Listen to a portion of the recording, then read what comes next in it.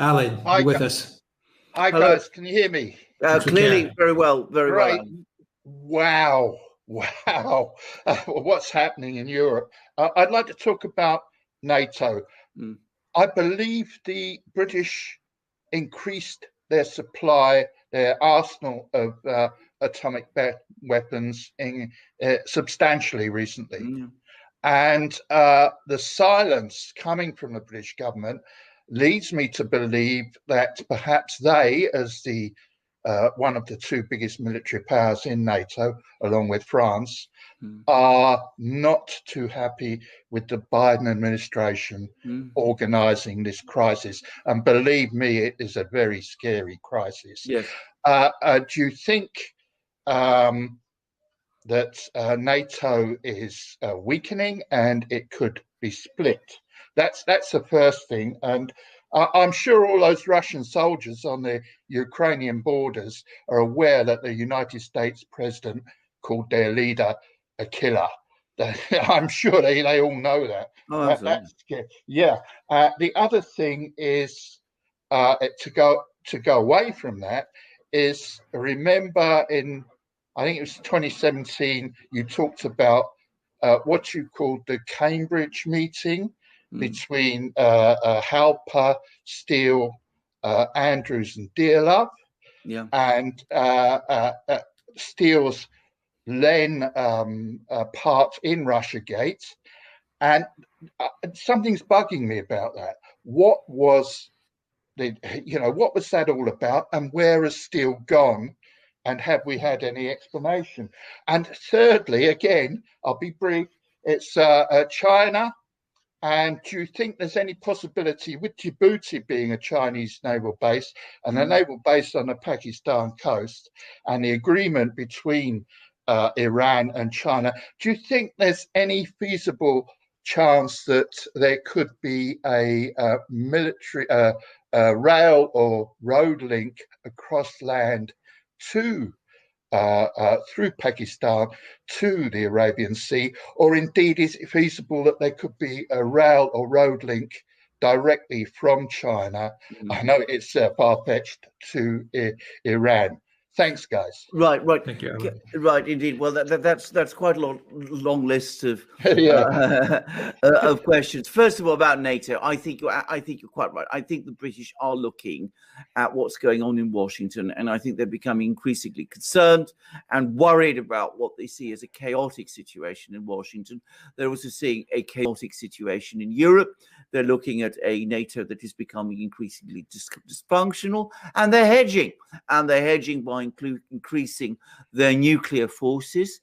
And before long, they're going to start talking to more people. I think that is only a question of time. I mean, Britain, by the way, has an extremely sophisticated foreign service. I mean, this is a fact people don't know, but the British Foreign Office is extremely well informed about what is going on around the world. It's the place where some American universities, I know, they suggest to their students who want to travel, go to the British Foreign Office website, because they're more reliable about telling you where the danger spots are than the State Department is. So that gives you some idea. The British are very well informed about the world, and they're very, very familiar, obviously, with what is going on in Washington. So they're hedging, and they're preparing for, I think, exactly the possibilities that you said. And if there's a crisis in eastern Ukraine and it goes badly wrong, which it very easily could do, well, they will adjust, and they will adjust fast. The one thing the British are, by the way, is that they are skilled at adapting themselves to new situations very quickly. So that's the British and NATO. So yes, I think NATO is weakening. It's becoming increasingly discordant, and the fact that you have a government in Washington that is also discordant is contributing to all of that. Now, can you remind me, because I remember the Djibouti question, but there were other ones in. The Cambridge meeting in 2017. Oh, the Cambridge meeting. Russiagate is still bugging me. I mean, Well, you told us that it'd get squashed if Biden became president, but we want to know what it was all about. The British do anyway.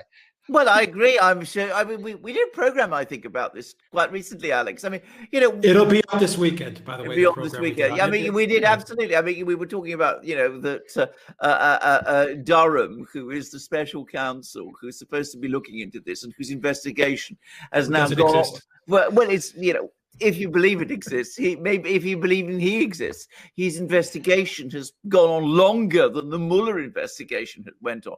Anyway, he's now apparently gone to the Brookings Institution to ask for information from there about this man Igor Danchenko, who was supposedly Christopher Steele's primary source.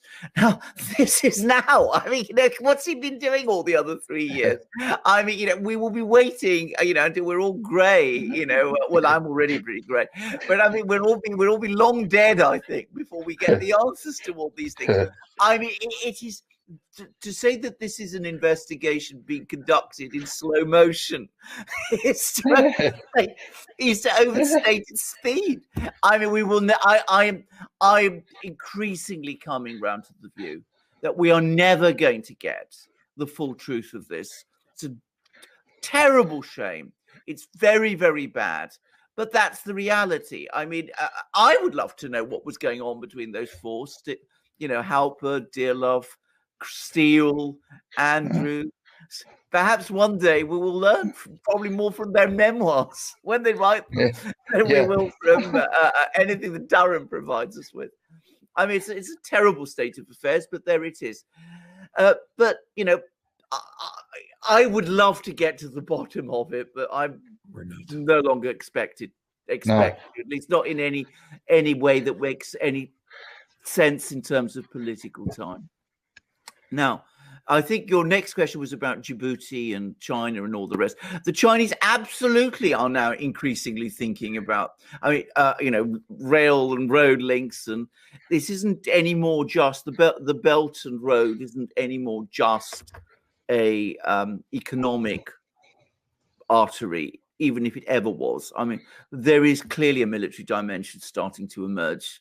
And I expect that to intensify and accelerate. I mean, a fact which perhaps we ought to talk about, but we haven't done in our programs. I mean, I'm not a military person, but the Chinese naval program in the Pacific is huge. And the Chinese aren't just going to keep their ships near their coast. They have other intentions of what to do with them. I mean, at the moment, they're focused on Taiwan and the South China Sea, but I'm sure it will eventually extend to more than just that. I mean, that seems to me inevitable. Bear in mind, they're a trading country, so trading countries tend to have big ships. They're interested in trade links and all controlling routes and things like that. Yeah, and there's a huge tradition of Chinese naval activity in the Indian Ocean going back hundreds and hundreds of years. But a rail or road link, say, directly across Afghanistan into Iran or down to the Pakistan coast, I'm wondering if that's at all feasible. I would have thought it was, but of course it depends on Afghanistan. I mean, you're going to build a road or rail rig through Afghanistan. You need a stable and friendly government there. And that is a very, very, very questionable thing at the moment. I mean, it may come, but certainly Pakistan is a very close ally of Russia, of China. And of course, there are already road and rail connections between China and Pakistan, over some of them over territory, which I believe I'm right in saying India has claims to. So, I mean, all that, the Karakoram highway and all that, I mean, all of that is already in play. So the Chinese are already heavily involved and engaged in all of this. And I'm sure they will be more so. And of course, they've got their naval base in Djibouti.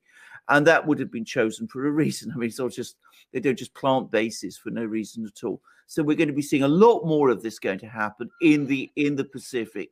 And of course, the United States with its fleet, which is still the most powerful fleet in the world, are going to be making their counter moves. So we have all of that going on in the Pacific.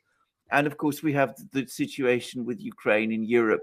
So the United States is committed in lots of areas, perhaps overcommitted, some would say.